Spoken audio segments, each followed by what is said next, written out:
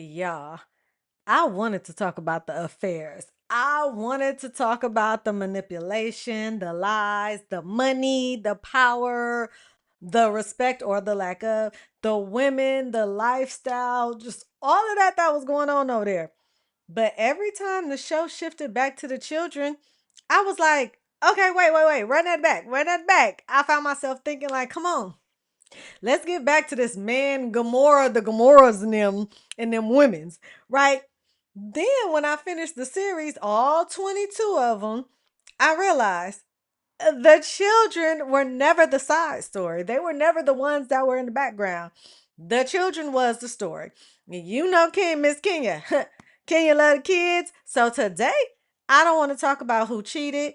I don't want to talk about who won. I don't want to talk about none of that. I don't want to talk about if Gamora actually loved them and what he was doing. No. I want to talk about the inheritance that nobody talks about. So let's get into it. Get your notebook for your tips and get your cup for your sips. hmm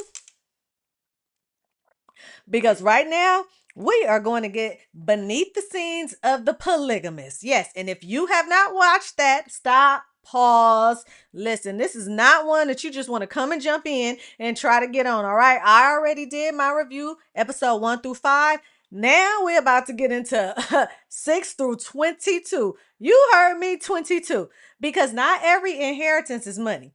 Not every inheritance is property. Yes, the Gamora was the man, but not every inheritance is a family business. Sometimes the greatest inheritance parents can leave their child is the way they taught them how to love, communicate, cope, fight, hide, trust, and heal. And everything else that you can come up with, okay? And that's exactly what I watched happen. So, y'all ready to get into it? Let's get into it. Now, hold on. One thing this series made me realize is how often we think children only inherit our last name, our eyes, our smile, them little dimples, or whatever else. But no. Children inherit so much more than genetics.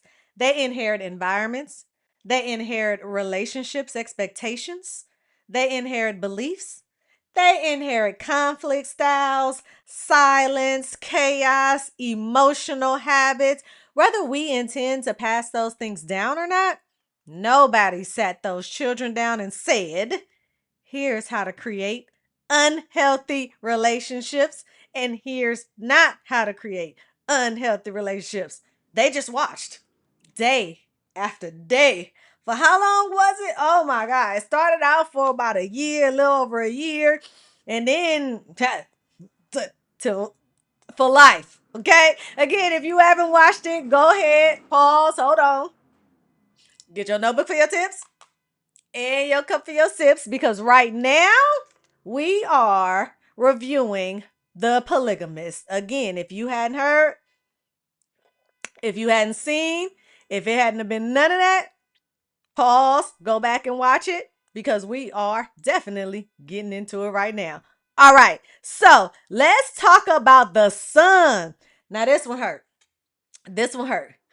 Whoo, the sun. Because from early in the scenes, I kept saying, I'm watching the sun. Like everybody else was focused on Joe, good morning, and Joyce and Mati. No. I kept looking at the sun. And then he started having panic attacks. He couldn't sleep. He couldn't regulate his emotions. He watched the violence, the betrayal. He watched adults pretend everything was normal. Then years later, what happened? He started making decisions that look very familiar than the older Gamora, than the old Joe, his father. His father. Not because he wanted to become his father, because trust me, nobody wanted to be like Joe. Nobody wanted him to be like his father, but because familiarity. Sorry, let me bring that back. Hold on. Get your sips. Familiarity is powerful, y'all. This is why I always say self-awareness comes before self-management. Now, if you don't recognize what you're carrying, you'll eventually call inherited behavior your personality. Mm-hmm. Now hold on. Let's not. We got some more to go to because now let's talk about the daughters. Yes, with the S on the end, the daughters.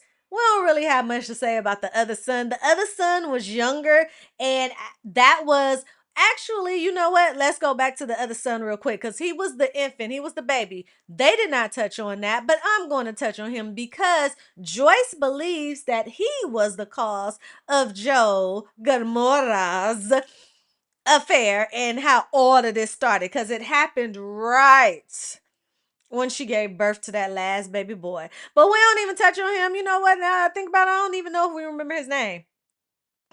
But anyway, now let's talk about the daughters with the S on the end. Because one created distance, another searched for the identity, another one searched for experiences, another one searched for attention. None of them responded the same way. Now, that's another lesson, y'all. Listen, children raised in the same house don't always leave with the same wounds. Look, I have a younger brother, and sometimes I'll be like, what happened? What happened to you that I don't know about? I don't even know. I don't even know. I mean, it don't be that deep. We just had different experiences. Like, I just be like, where was I? Where was you? Not the same wounds because everybody processes the same environment differently. One becomes avoidant, one becomes anxious, one is an overachiever, one is a rebel, one leaves, one stays, one repeats the cycle, one breaks it. Okay? That's why comparing healing journey never works. Ever, ever, ever. All right, hold on. Now let's get into the adults. Now let's get into the adults. What were they fighting for again, y'all? What was it? Okay, because this is where the show flipped for me. Joyce thought she was fighting for her marriage. Matiba thought she was fighting for love. Essie thought that she was protecting the family.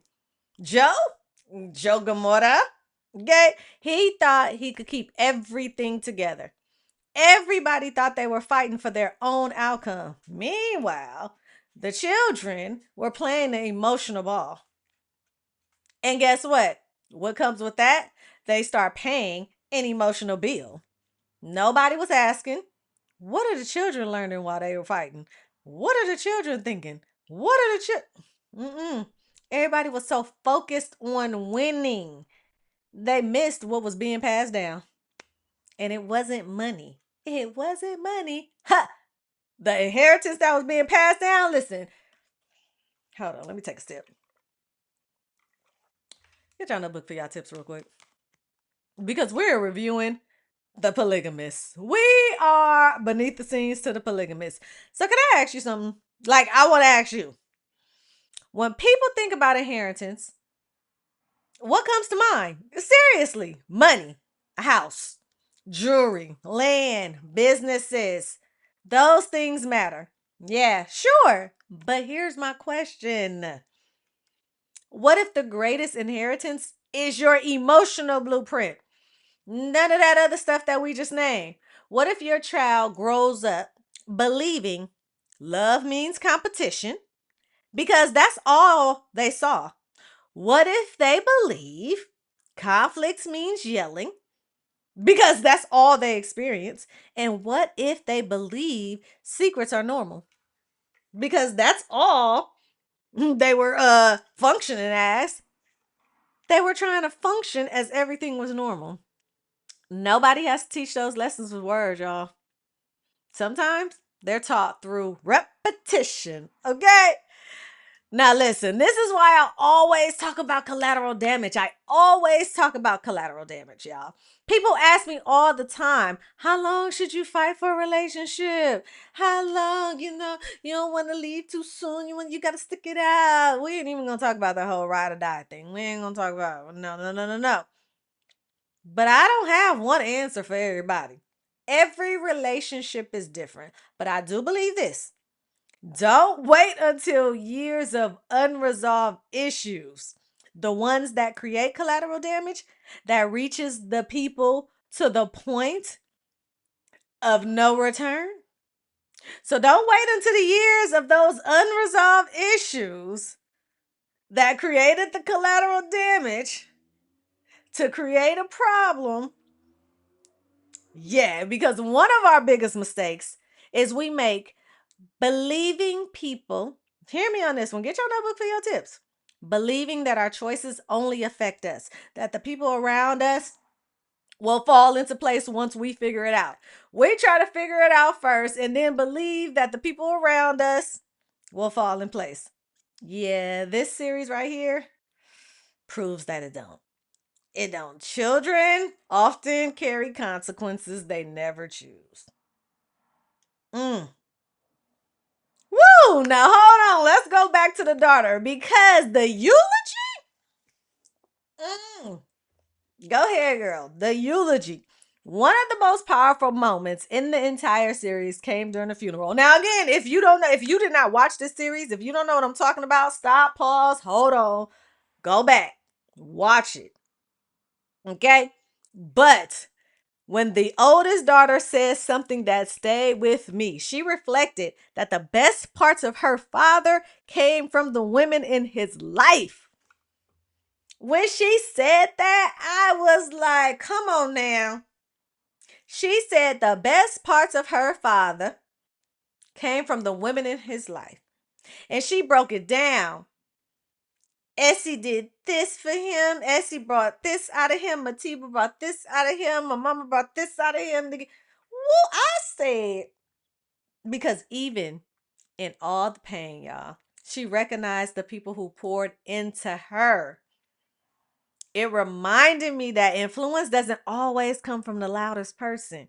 Sometimes the strongest legacy comes from the people who quietly kept showing up. Quietly. Oh, that's good. Like, yeah, 20. I didn't think I was going to make it through 22 episodes. 22. Do I keep saying seasons? Do I keep saying episodes? I hope I keep saying episodes. But listen, here's my real question. Here's the real one. This is the one that I want all of us to think about. Forget the show for a minute. Forget the characters. Forget Gamora, Joyce, Matiba, Essie, Seda, all of that. Mimsy. Forget all of them.